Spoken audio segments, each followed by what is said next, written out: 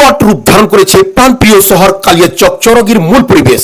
দীর্ঘ অপরিষ্কারের ফলে national service রোডে আবর্জনার স্তূপ। 2026 ঈদ উল ফিতর উৎসব কিভাবে দূর করা যায় এই বিষাক্ত পরিবেশ, সেই নিয়ে একটি গ্রাউন্ড রিপোর্ট। এই পর্যন্ত পরিবেশ তো বালেরা মোড় অব্দি আছে, এই ঈদে পরিষ্কার দেখতে চাইছি। আচ্ছা, আপনার নাম কি? নারু রায়। আপনার বাড়ি? মজমপুর। এটা তো আজকের সমস্যা না, সেটা আমি যখন থেকে এখানে আছি, আমি ডেন্টাল সার্জন বাই প্রফেশন, ডাক্তারি করি, এবং সেখানে আমি দেখছি সেটাকে নোংরার একটা প্রাদুর্ভাব। পরিষ্কার আমরা ঈদে চাই। হ্যাঁ, পরিষ্কার আমরা কিন্তু ঈদে চাই। মাহিদুর রহমান বলছিলাম, Kaliachak breaking news. Kaliachak NHAI এর পরিষ্কারের দায়িত্বে কে আছে?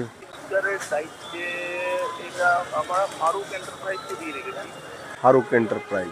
এই মুহূর্তে আমি এলাকাবাসীর কাছ থেকে যেটুকু জানতে পেরেছি, NH এর যে সার্ভিস রোড আছে, ওই সার্ভিস রোডে কিন্তু প্রচুর পরিমাণে আবর্জনার স্তূপ। ঈদের মুহূর্তে এটাকে কালিয়াচকটাকে পুরোপুরি পরিষ্কার একটু, তো কালকে চলে আসেন স্যার, আমরা থাকবো পুরো মিডিয়া নিয়ে। বাস এটা আমরা অ্যাকশনটা আপনাদের একটু তুলে ধরে নিব।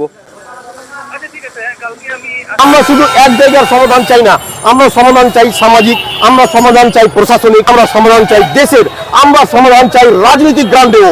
কারণ রাজনৈতিক গ্রাউন্ড এমন একটা গ্রাউন্ড আমাদের দেশ সমাজের পরিবর্তনের অন্যতম একটা ধারক এবং বাহক।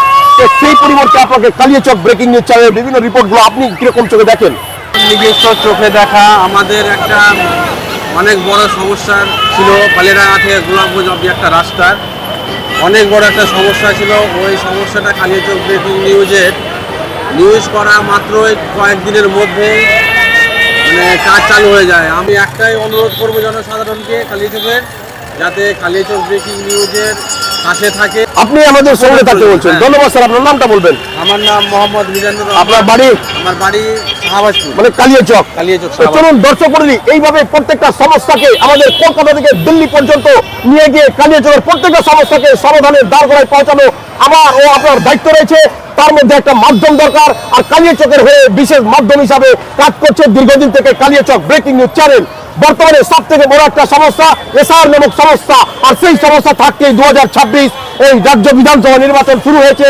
আর অনেকের ভয় কাজ করছে যে এসআর এর মাধ্যমে আন্ডার অ্যাডজুডিকেশনে টাকা সমস্ত ভোটারদের, তাহলে কি হবে? নির্বিশেষ কালিয়াচকের লক্ষ লক্ষ, প্রায় 16-17 লক্ষ কালিয়াচকবাসী, আপনারা এগিয়ে আসুন। আজ রাত্রের মধ্যে প্রমাণ দেন যে আপনারা কালিয়াচকের এই শক্তি বৃদ্ধির জন্য কালিয়াচক ব্রেকিং নিউজ চ্যানেলকে একটা মাধ্যম হিসাবে তুলে ধরেছেন। আগামী কালকে যদি দেখা যায় কালিয়াচক ব্রেকিং নিউজ চ্যানেলের শক্তি বৃদ্ধি হয়েছে, আগামী কালকে আমরা হোম মিনিস্ট্রি পর্যন্ত দরবার করব যে ভারতের একটা নাগরিক অবৈধ ভোটার বলে ঘোষণা হলে তার সংবিধান অনুযায়ী সঠিক সমাধান কি রয়েছে, আমরা সরাসরি হোম মিনিস্টার পর্যন্ত সেই দরবার করার চেষ্টা করবো। তবে আপনারা এগিয়ে আসুন, আপনাদের সমস্যাকে সমাধান করার জন্য আমরা অনেকটাই এগিয়ে এসেছি। বর্তমানে দেখলেন কালিয়াচকের সেই আবর্জনা মুক্ত পরিবেশ।